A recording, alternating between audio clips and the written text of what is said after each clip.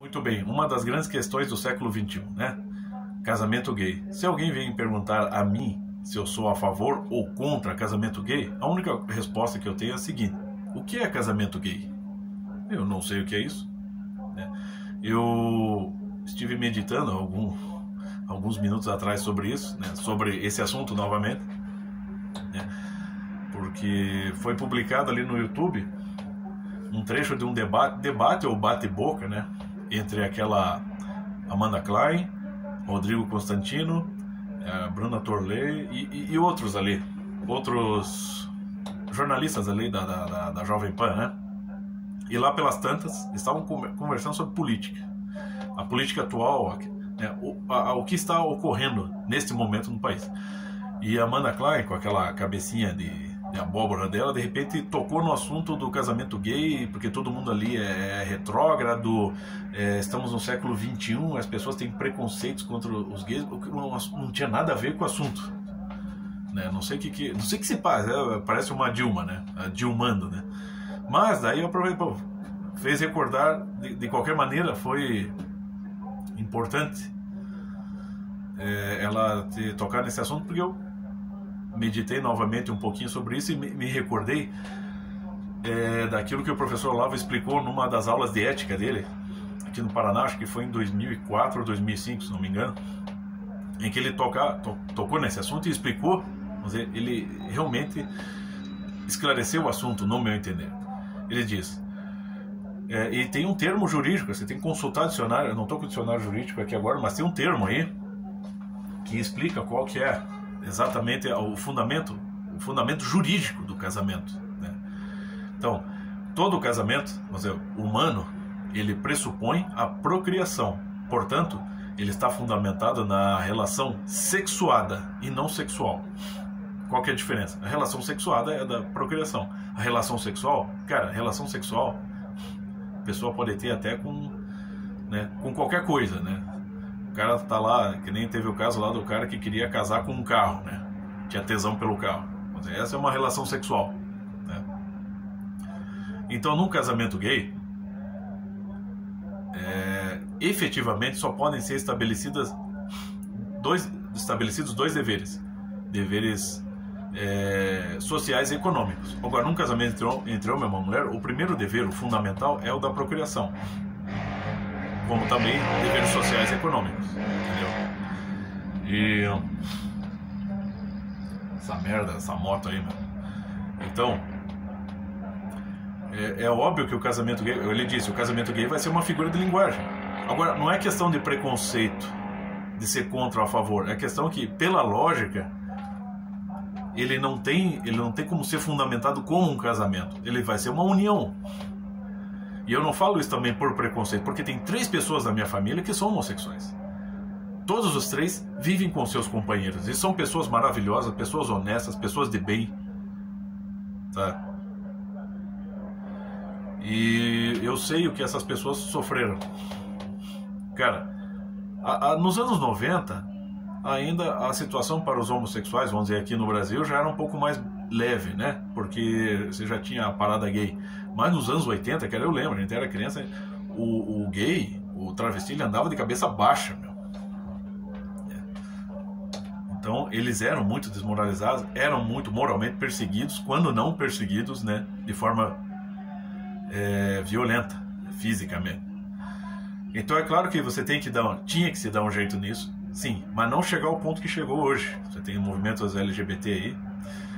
Essas 3 pessoas da minha família, pessoas maravilhosas, honradas, né, que são homossexuais e que estão casados com seus companheiros, eles jamais apoiaram qualquer movimento, esses movimentos pró-homossexualidade, LGBT, coisas parecidas. Você pega exemplos na história, mesmo. Nós que somos, para quem é cristão, né, sobretudo católico, você pega o grande escritor Julian Green, que foi homossexual a vida toda. O cara nunca sentiu tesão por mulher alguma. Ele teve um filho adotivo. E é um exemplo de integridade, de personalidade. Você lê os livros dele e você percebe isso. O Olavo recomenda muito. Eu tenho muitos ainda livros para ler, mas você lê 1, 2 livros dele, você percebe isso. é uma pessoa extremamente preocupada, ele não está interessado em se entregar, seja aos seus desejos, os seus impulsos, as suas idealizações. Ele está interessado em entender a situação. E é por isso que ele se converte ao catolicismo. E se torna um dos grandes escritores do século XX, uma pessoa extremamente íntegra. E com um filho adotivo ainda. Você vê que coisa. Então é claro que a situação é muito variada, né? E a questão do casamento gay, ela é isso, né? Ela, pela lógica do próprio sistema jurídico e pela lógica da própria realidade, ele não pode se sustentar como um casamento exatamente como um casamento entre homem e mulher. Não tem como igualar essas duas coisas, essas duas situações. Porque não tem como um homem representar um papel para outro homem no sentido. Como é que um homem vai procriar em outro homem? Por exemplo, ou uma mulher em outra mulher? Não tem como, né? Mesmo com essas transformações todas, peguemos aí a Tammy Gretchen, mesmo com tudo isso aí, é preciso um processo assim. Você tem que transformar a Tammy Gretchen num homem. Você tem que ir lá, a mulher tem que tomar, você tem que injetar lá testosterona para criar barba, para encorpar mais. Você tem que, né? Você vai ter que, vamos dizer assim, implantar ali um pênis postiço. No fim das contas, você vai transformar num homem que vai ficar com uma mulher, vai ter que distinguir as coisas, né? Porque só assim vai conseguir chegar perto do que seria uma procriação, um casamento, né, heterossexual que, por conseguinte, tem a função de procriar. É só assim. Então, no fim das contas, acaba gerando isso, vai descambar nisso. Não numa igualdade, uma relação entre iguais, mas uma distinção. E um vai ter que ir, porque é aquela coisa, o homem é ativo, a mulher é passiva na relação sexual, né?